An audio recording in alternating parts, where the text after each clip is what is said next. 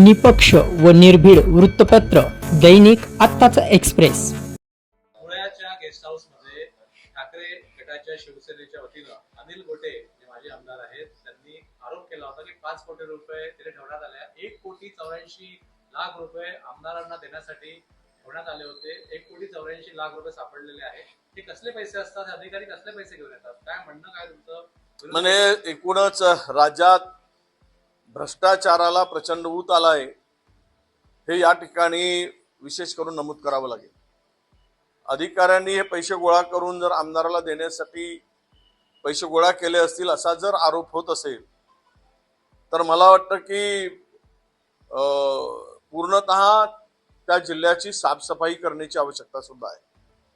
आणि राहिला प्रश्न ही आमदारांना गोळा, यापूर्वी परवाच्या दिवशी मला वाटतं सोमवारला माननीय राज्याच्या मुख्यमंत्र्यांनी या विधिमंडळ समित्यांच्या सगळ्या उद्घाटनाचा कार्यक्रम होता, त्यावेळेस त्यांनी स्पष्ट सूचना सगळ्या समितीला आणि सदस्यांना दिली होती।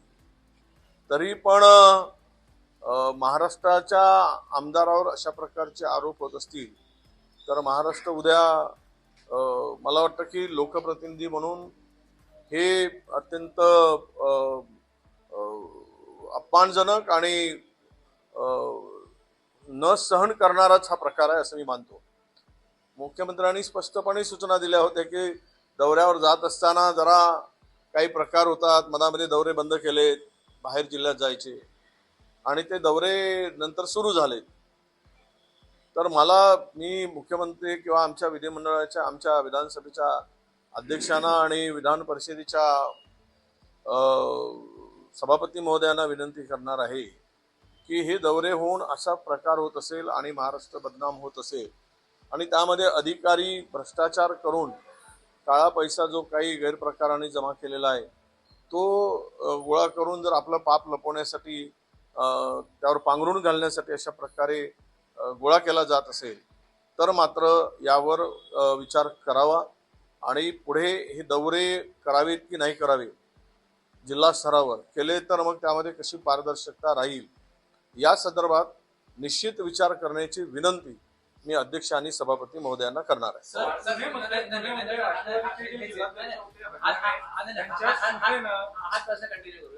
सर, यापूर्वी देवेंद्र फडणवीसांनी असं म्हटलं होतं की मंत्रालयातले जे फिक्सर असतात, जे ओएसडी असतात, त्यांची एक यादी काढून ते नेमणूक त्यांची करण्यात आलेली आहे। हे जे पैसे सापडले या प्रकरणामध्ये अशी कारवाई होणं आवश्यक आहे का की असे काही परवा मुख्यमंत्र्यांनी उद्घाटन करताना स्पष्टपणे सांगितलं, मी एका समितीचा लोकलेखा समितीचा मी सुद्धा अध्यक्ष आहे, ते विरोधी पक्षाकडे ती समिती असते। पण हे दौऱ्यामध्ये मी पहिल्या 25 वर्षामध्ये फार तर 2 वेळा गेलो असेल। 25 वर्षामध्ये मला आठवतं की मी एकदा कुठे परभणी किंवा नांदेडला गेलो आहे, बीडला गेलो आहे एकदा 25 वर्षात, आणि ते सगळं हे पाहिल्यानंतर मग मी दुसऱ्यांदा काही कुठल्या समितीच्या दौऱ्यामध्ये किंवा कुठल्या जिल्ह्यात मी गेल्याचं मला आठवत नाही, कारण मी अनेक समित्यावर काम केलेलं आहे। पण ज्या ठिकाणी तो जो हे होतं एकूण समितीच्यावर प्रश्नचिन्ह किंवा बोर्ड दाखवलं जातं त्यामध्ये लोकप्रतिनिधींची प्रतिमा मलिन होती आणि म्हणून मुख्यमंत्र्यांनी सांगणार आहे तसं तुम्ही मंत्र्यांचे बाकीची नियुक्त्या करताना जे काही स्क्रीनिंग केली, आता या अधिकाऱ्याची सुद्धा त्या भिवंडी जिल्ह्यातील स्क्रीनिंग करा, नव्हे तर महाराष्ट्राचीच करण्याची आहे। हे मला वाटतं महाराष्ट्रामध्ये भ्रष्टाचार खालच्यापासून वरपर्यंत इतका प्रचंड बोकाळलेला आहे की त्याच्यावर कोणाचा नियंत्रणच राहिला नाही, अशा प्रकारची परिस्थिती महाराष्ट्रात आलेली आहे।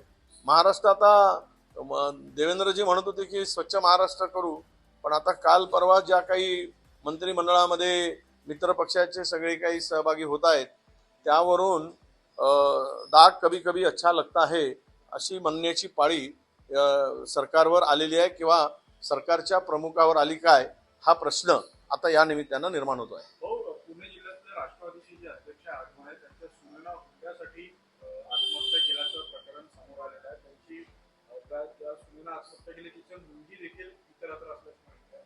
काय वाटतं या सगळ्या प्रकरणाला घेऊन? एका राजकीय पक्षाच्या नेत्याच्या सुनेला नाही, ते मी वाचलं आहे आणि मी माहिती घेतली आहे।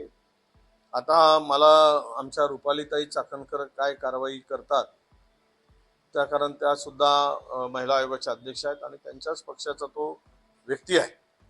आणि परवा अजितदादांनी सुद्धा म्हणाले की काही लोक चुकीनं आम्ही पक्षात घेतले. तर मला वाटतं चुकीनं घेत असताना खालच्या लोकांना त्याचा पूर्ण इतिहास पाहून घेतला पाहिजे. आणि हा राहिला प्रकार इतका म्हणजे एका राजकीय पक्षाच्या प्रमुख माणसाने अशा पद्धतीनं हुंड्यासाठी त्या बिचारी 9 महिन्याचं बाळ असलेल्या सोनेचा खून करावा की खूनच आहे हा. ती आत्महत्या नसून तो खूनच आहे. आणि ते हुंड्यासाठी 2 कोटी रुपयाच्या हुंड्यासाठी केल्याचा तो छळ होता. छळातून ती सुसाईड केली. हे प्रकार थांबवण्याची आवश्यकता आहे. आणि मला वाटतं की राजकीय पक्षाची मंडळी अशा पद्धतीनं जर वागत असतील तर महाराष्ट्रामध्ये हुंडा संपला काय? हुंडा बळीच. कारण इतर राज्यामध्ये हुंडा किंवा हुंडाबळी होण्याची घटना कमी झाल्या, पण महाराष्ट्रामध्ये हा प्रकार अजून आहे, तो जिवंत आहे. मग यावर काही कडक धोरण आणि कायदे पुन्हा त्यामध्ये काही बदल करायची गरज असेल तर केलं पाहिजे. आणि अशा नालायक लोकांना कडक शिक्षा झाली पाहिजे अशी आमची स्पष्ट मागणी आहे. महाराष्ट्र जर बघितलं असेल तर बोगस बियाणं सर्वप्रथम आहे, त्यानंतर मध्य प्रदेश आहे. महाराष्ट्र हा बोगस बियाणांचा अड्डाच झालेला आहे. आळीमेळी चुपीचेळी तुम्ही आम्ही मिळून खाऊ असा सगळा प्रकार आहे. मी गेली अनेक वर्ष झाले ह्या विषयावर बोलतो आहे. आणि विधानसभेमध्ये सुद्धा हा प्रश्न वारंवार आम्ही लावून धरला आहे की बोगस बियाणे, ते मग कापसाचे असू देत की स्वच्छ बियाणे. परवा आमची बैठक झाली आमच्या विधानसभा क्षेत्राची, त्यावेळेस सुद्धा शुद्ध वाण जे आहे ते मिळत नाही आणि बोगस बियाणे मिळवले जातात. यामध्ये अधिकारी आणि मंत्रालयापर्यंत याचे धागेदोरे आहे. सगळे मिळून हा सगळा प्रकार राजरोसपणे करतात. यावर मुख्यमंत्री लक्ष घालतील, नाहीतरी शेतकरी आत्महत्यामध्ये महाराष्ट्र पुढे गेलेला आहे. पुन्हा त्याचा उच्चांक गाठू नये आणि शेतकऱ्याची कर्जमाफी झाली नाही. काल परवा थातूर मातूर औषधोपचार करण्याचा कॅबिनेटमध्ये